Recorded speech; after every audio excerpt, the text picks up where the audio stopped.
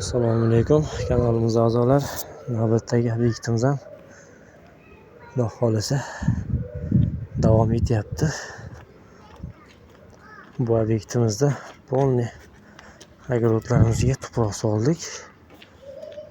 Majvennik navli spiral archalarimizni ekib berdik. Bu yerda ham огородimiz bor.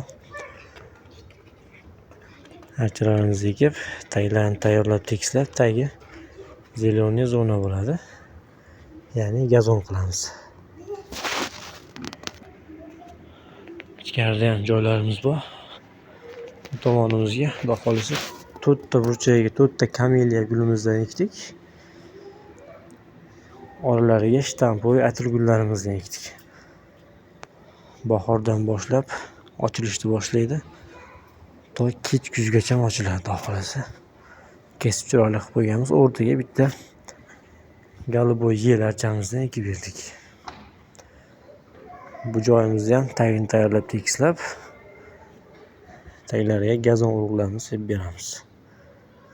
Kimga shunaqa xizmatlarimiz kerak bo'lsa, aloqaga chiqaverasizlar.